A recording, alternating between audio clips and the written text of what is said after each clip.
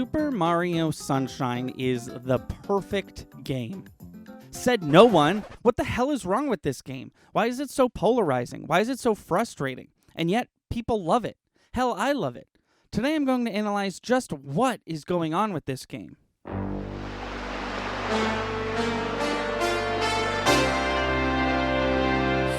Mario Sunshine! Hello everybody and welcome back to Thunder and Lightning. I'm Thunder. Super Mario 64 has not aged well. It wasn't the first 3D platformer, but it's definitely the one that sculpted how 3D platformers have been made since. A lot of successful 3D platformers have Super Mario 64 to thank for that success. But nowadays, Super Mario 64, it's just chunky. I really don't know how else to describe it. It works, it functions, it just functions a little worse than you remember. You know how, technology deteriorates and some old pieces of hardware still technically work but are a hassle and usually a waste of time to try and use? Yeah, it's kind of like that. This game's sequel, Super Mario Sunshine, has not aged. It's just as difficult to play and unapproachable to newcomers as it was back when it released in 2002. It's similar but also different from Super Mario 64 in a couple regards. It can feel chunky at times, but thanks to a certain professor's invention, controlling Mario usually feels pretty fluid. Almost no game has the success of Mario Sunshine to thank for their success because Mario Sunshine is one of the games that has its predecessor to thank. But yet, I still really enjoy playing it, and it wasn't until my most recent playthrough that I came to terms with this. So why is that? Is it pure nostalgia? Did it just grow on me in a weird way? Let's find out. Up until now, Mario games' stories look something like this. Girl gets kidnapped, you, as Mario, have to save her, 8 levels later, you've saved her.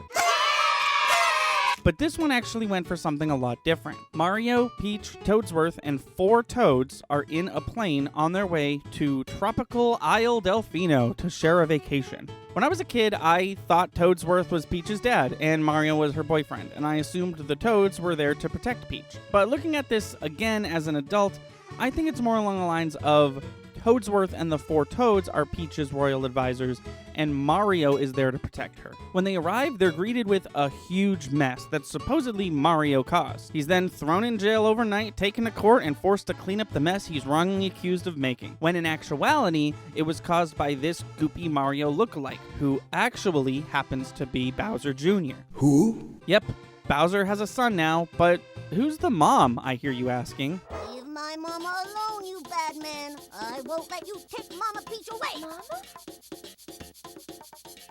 Mama Peach? I'm your mama? Yeah, Papa told me all about it. That can't be right. I mean, regardless of if Bowser actually told him that or not, it can't be true. So, Miyamoto-san, do you know who Bowser Jr.'s mother is?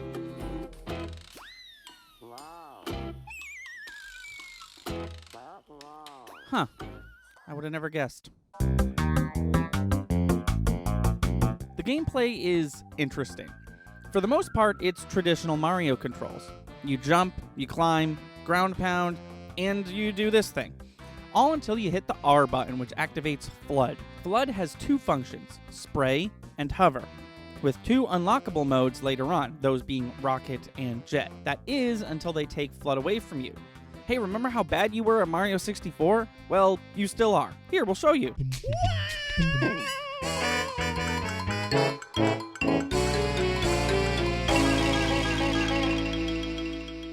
Where this game fails is in its execution. With the advances of the GameCube hardware came the possibility of adding a physics engine, which added a little more depth and weight to Mario's movements. The reason I, and many others, cite one of this game's problems as it's frustrating is because of this physics engine. It wasn't great. Sometimes you wouldn't make a jump that you've already made a number of times before. Sometimes FLUDD spray wouldn't go exactly where you think it'll go. Sometimes a little corner of a structure will send you flying off of it and sliding to your death for no reason. Yes? Yes, just fall. Just oh my god! Are you kidding me? What happened? What happened? No! I'm out! There's an old video series on YouTube about game design called Sequelitis, made by none other than Egoraptor from Game Grumps. It's a video series I constantly return back to. Seriously, if you're getting into game design, you should check these videos out. In his Mega Man video, he talks about a game called Dr. Jekyll and Mr. Hyde for the NES. He talks about how this game isn't great because nothing makes sense. None of the buttons you press do what you'd expect them to because the game doesn't teach you how to play it in any way. But the game itself has rules and limits. It wouldn't function at all if it didn't. It is a video game after all. Same goes for Sunshine. Nothing is explained to you about the wonky physics, but it's not for a lack of trying. The game does have an extensive tutorial on how the controls work, but they don't explain the subtle nuances in the physics engine, probably because they themselves didn't know. Did you know that if you have the rocket pack equipped and are hanging from a beam, you can spray the rocket pack to have Mario start spinning rapidly, and if you hit the jump button, he goes flying forward? Because I didn't until my 4th and most recent playthrough, only finding it by accident. Because this mechanic wasn't explained to me and I didn't know about it after playing this game many times before, I'm left to assume that this was not intentional. This is where Mario 64's got you beat. It's no longer as simple as collecting all the shines and getting 100 coins in each level. On top of those, you have blue coins. For every 10 blue coins you collect, you get 1 shine sprite, which tops off the last 24 shine sprites in the game. You're not an idiot, so I assume I don't need to tell you that 24 times 10 is 240 blue coins. That's too many blue coins. And what's better is the game doesn't even tell you anything about them. Okay, like it tells you how many you've collected on each level, and you could do some simple math to figure out how many you need on each level, but that's it. It doesn't explain that they're shine currency, doesn't give you any indication of how difficult they're going to be. Sometimes they're only available during certain scenarios within a given level. It's a slog to collect them all, and it decreases the likelihood of me 100%ing this game significantly.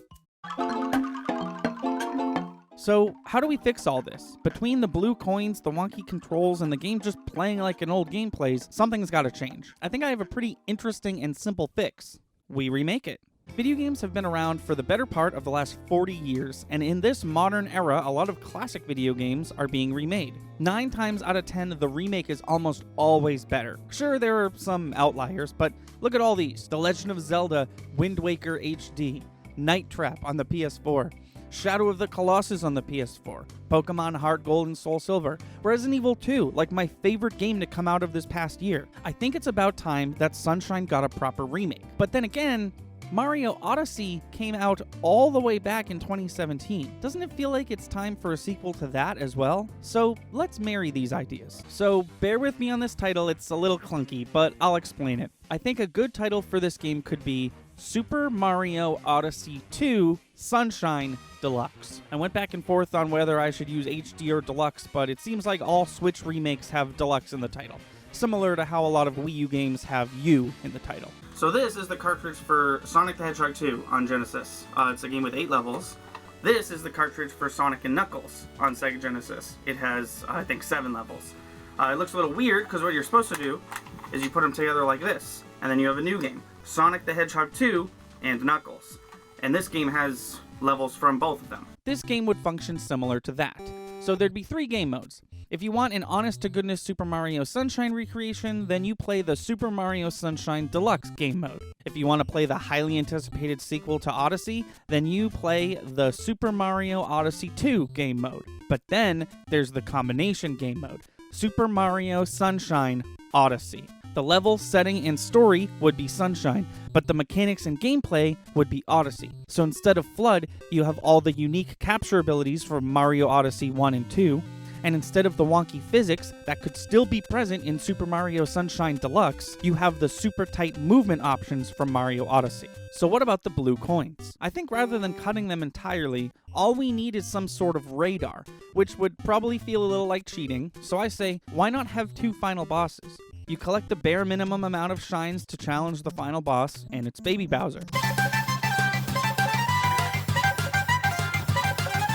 Beat him, watch the credits, which end with the end with a question mark, and then get dumped back into the game with a new item, the blue coin scanner, which adds a noise that plays when you're near a blue coin that you can turn on and off. Then, when you collect all the blue coins, you face the actual final boss, it being Bowser this time.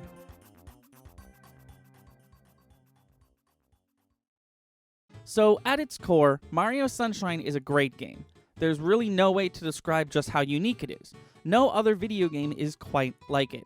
It's just plagued with old age. I realize it's a little odd me saying that this game is clunky and frustrating while also saying it deserves a remake in the same sentence, but that just falls in line with how polarizing this game truly is. I hope I opened your eyes to how great Mario Sunshine could and should be. Thank you for watching, and we'll see you next time. Oh yeah, I always like to tease what the next video essay will be about in one way or another. Oh well.